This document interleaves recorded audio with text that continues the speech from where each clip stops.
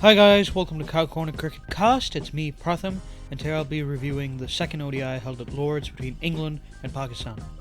In my preview for this match a couple of days ago, I suggested there might be a close contest between Pakistan and England.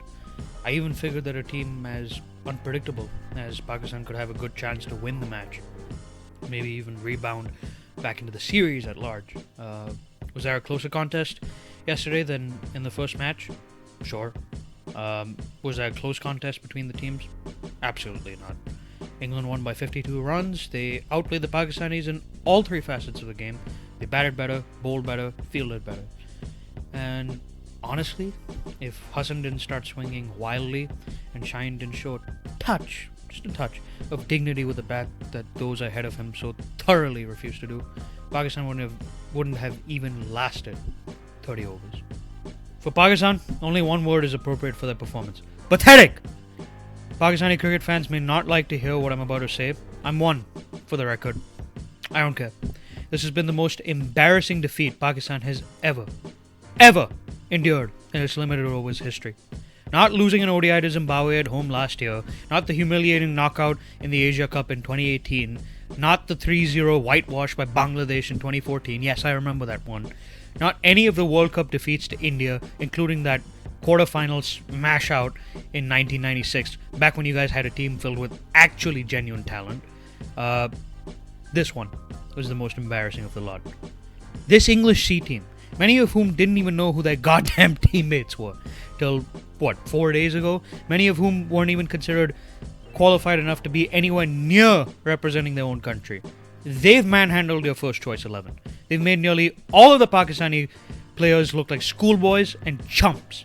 Quite frankly, they've made the majority of Pakistani cricketers yesterday look like they don't deserve to be playing international cricket. Some of you in the audience may be thinking that I'm being hyperbolic.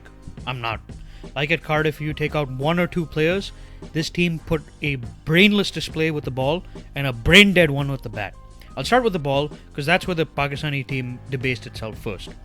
Shaheen and Hassan opened the bowling, and to their credit, they actually did get some wickets early on. They actually bowled the fuller, pacier swinging deliveries needed to dismiss the danger men in Crawley and Milan that had dominated Pakistan in that first match. Turns out that in overcast swinging conditions on a pitch where there's prodigious seam movement available from a full to good length, that you should pitch it fuller. Who would have thought that? It's not like everyone from a coach to a ball boy sitting on the boundary fence could see that.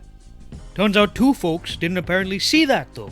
They didn't get the message. Those two were Pakistan's third and fourth seamers. Haris Rauf and Fahim Ashraf basically seemed to throw their senses in an abandoned scrap heap and bowled short and often wide. Even though Phil Salt nearly nicked everything, literally everything, on a foolish good length and a fourth stump line. As I said in the preview, he goes after everything without getting the pitch of the ball with hard hands. Rauf and Ashraf kept on feeding him garbage long hop after garbage long hop, and then he raced to a run and ball 50. Wins capitalized on those freebies too, and England wrestled any minor advantage that Pakistan had built up in that opening burst. Moronic bowling. They were so bad that England cavorted to 100 odd for 2 in 13 or 14 odd overs. Babar literally had to take both of them out of the attack after bowling just 3 overs apiece. It worked. The doing of Dhoni, bowling that part-time spinner in the middle overs to stop the bleeding of runs when your inept pacers came off, it did work. Shakil got Salt out, misreading the length while sweeping. Vince got out because he couldn't read Shadab's googly, something that you could pick up from the PSL, obviously, when they played each other. I wonder why the Pakistani think tank didn't think about it before when Vince was starting to score runs that frequently. To be fair though, that's the only delivery Shadab seems to actually bowl well. Maybe that's because his action and release, that's more like an off spinner, makes sure that he can't bowl a quality flighted turning leg break. And it's something that he's clearly not bothered to improve, even by going back to domestic cricket and actually learning how to bowl it during long spells. So I don't know why I'm surprised. But then Babar, continuing to be clueless as a tactician, as he was earlier in the innings, he took out the slips after Rauf and Fahim got carted around and refused to bowl sensibly, giving Salt and Vince more license to smash it around, funny enough. Babar kept his part-timer Shakil on even after he had broken the partnership. Normally you take the part-timer and you get the wicket that you need and then you take them off. Not Babar. Naturally, a guy who's not used to bowling much will drag one down, and Stokes smashed a delivery off Shakil for 6. That made the England captain race to 20 odd when he was on and released whatever pressure was built up by those 2 wickets from the spinners. Even after all of those screw-ups, Pakistan got back into the game for a bit just because of Hassan Ali. He looked the one player who showed any fighting spirit in this side with the ball. His intensity actually went up despite the tough situation, and he realized that the English batsmen were going for their shots. So what did he do? He did the sensible thing, which was to bowl fast, full, and straight. You miss, I hit stuff.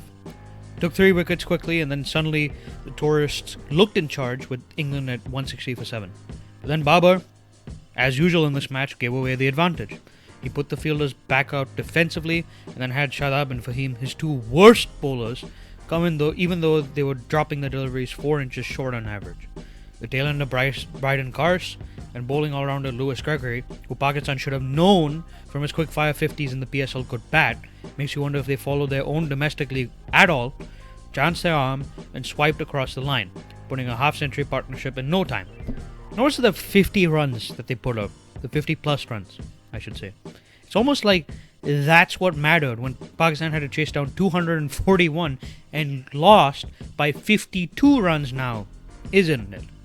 To talk about Pakistan's batting in that god-awful second innings, I'm just going to go through a list I made, containing observations over the years watching Pakistan's top 8, Shakil aside, in white ball cricket, and their dismissals in this particular match. Let's see if you can all spot the connection. Imam-ul Haq. Weakness, prone for his head to not fully get across the line of the ball, and thus he edges it when defending a good length delivery that moves away. Dismissal today. Length delivery that moved away and took the edge. Head wasn't quite in line with the ball at the proper position in the time of dismissal. Fakhar Zaman. Weakness, has a weak defensive technique. Gets frustrated into playing a rash stroke with no footwork if suffocated by slanting a shortish length outside off stump away from him and backing the offside with 3 or 4 slips / catching men inside the 30-yard circle. Dismissal today. Played a rash stroke with no footwork trying to on-drive a delivery and got bowled. Was on 10 off 43 because he had been suffocated with away-going deliveries that he didn't feel as comfortable smashing with 3 or 4 slips behind him. Babar Azam. Weakness, prone to leaving a gap between bad and bad when defending a full to good length inducker. Makes him get LBW'd and bowled. Dismissal today. Length delivery with upright seam outside off that ducked back into middle stump. Got LBW'd. Mohammad Rizwan can get off balance when defending or driving on the front foot. Defends the deliveries around 5th stump with a straight bat that he doesn't need to play at. Dismissal today. Nicked a good length delivery on 5th stump that seemed away. Shoaib Maqsood. Weakness. Bowl a back of the length shortish delivery just on or around off stump. His feet will stay planted to the crease and he'll top edge and get caught. Dismissal today. Got a delivery that was a back of a length delivery that bounced on him. Bowled it awkwardly with only his hands, no trigger or back foot movement to get him in position, top edged it and got caught by the wicketkeeper. Shadab Khan. Weakness. Struggles to keep the bouncer on the ground, especially when cramped for room. Flaps the ball awkwardly and is likely to get caught in the deep. Dismissal today. Made more space because he was getting cramped to a bouncer on off stump to uppercut it, straight to the man stationed at fine third man. Fahim Ashraf. Weakness. Has poor footwork to get down to the pitch against a spinner, get the spinner on, and flight a delivery. Will eventually either play a wild swipe that'll get him caught in the deep, or a timid sweep shot to a ball outside his eye line that'll get him out. Dismissal today. Got a flighted leg break from Matt Parkinson that pitched on leg that he tried to paddle sweep behind, without being able to properly see it. Guided it straight into the hands of the keeper. Made this list of batting flaws in each of these players at least 2 years ago. If I, sitting on a couch while watching the match, without any professional training or knowledge of the coaches and backroom staff that Pakistan has, and its cricketers has, can identify such obvious faults in each of their techniques going on for such a long period of time with no noticeable improvement, that says it all. The reality is that many of these dismissals were self-induced, especially from the likes of Maqsood and Shadab. Yes, you had the top order collapse, but both of these blokes had gotten to quick-fire 20s and had seemed to shift the momentum away from Pakistan at those points of the game. They both threw away their wickets to idiotic shots. What's even more frustrating is that they had a set partner in Shakil on the other hand. By the way, the only batsman who didn't disgrace his reputation today who scored a 50. He looked a class apart from his teammates today, with him being technically organized and playing the ball late. When a guy playing in his second ODI looks better than your entire team, That speaks to the depths to which Pakistani cricket has sunk. And even though I still rate the likes of Babar and Rizwan and Imam in this format, the reality is that those technical flaws and the expectation of them to go out and consistently score impactfully against the top 4 sides is a fantasy. This top order, which they're so heavily reliant on, can't do the job. With Pakistan having no reliable power hitters, all the opposing team really needs to do is get their wickets cheaply out of the top 4 early on, or set up a total requiring Pakistan to chase down a target that's going to require them to go at 5.5 runs or above and over, and then the match is in the bag. The hubris to not work out these painfully patent flaws, despite suffering poor defeat after poor defeat after poor defeat. In my mind, they deserve this humiliation. Now, I know I've gone on here a bunch about the poor Pakistani cricket on show, but there's definitely credit that deserves to be given to England's bowlers.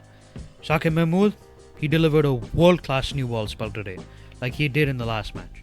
2 for 11 off 5 overs, I watched every bit of it and couldn't stop taking my eyes away out from it. It was bang on the money in terms of accuracy and bowling plans from ball 1. Ball 1! Was seaming it in and away at 140 kilometers plus clicks, exploiting every bit of vertical and horizontal movement available off the wicket with a bolt upright seam. He must have induced a play and miss from Pakistan's top order at least 10 out of the 30 balls he bowled today, putting a lot of pressure on them. Superb stuff that impact-wise ranks with anything I've seen in an ODI match. This lad's got a potential to be a great bowler, and I don't say that word lightly. A great bowler. He has to be called up for the upcoming Ashes in my book, and he needs to be playing some of those matches. Credit also needs to be given to Matt Parkinson, Lewis Gregory, and their captain Ben Stokes. There was a period where Parkinson in an over got smashed with 3 sixes off a slogging Hassan Ali. He had the courage to come back, continue flighting the ball like he had done before, and even though it didn't always come off, he was able to be economical after that over. Gregory again bowled accurately and got the odd one to veer sharply past the edge. He does need to work on his no-ball problem though, because better sides than this Pakistani bunch are going to exploit that and smash more sixes off of him if he continues to plop that front foot beyond the line. Even though Stokes didn't score many runs today, he kept aggressive 6-3 fields with 4 slips at one point as late as the 15th over from what I recall today. His bowling changes were excellent too. He brought on Overton to test out Maqsood with the short ball at the right time and gave him confidence to bowl it short again, even after being taken off 2 sixes from other bowlers who were bowling that short, as well as Overton himself. He's really showed himself to be deserving of the captaincy, and in my mind is a superior tactician to Joe Root or Ian Morgan in the limited chances he's gotten to show that skill set of his. I'll take your leave now, guys. I've said what I wanted to say. Honestly, I'm so disgusted by the Pakistani performance throughout the series that has showed no skill and very little fight, that I'm genuinely considering not covering the rest of it. So I don't know. I don't know if I'll be back with another video talking about the final ODI. I will eventually, though, be back talking about another cricket match. It might have Pakistan in it, might not. Who knows? So yeah, take care, guys, and see you later.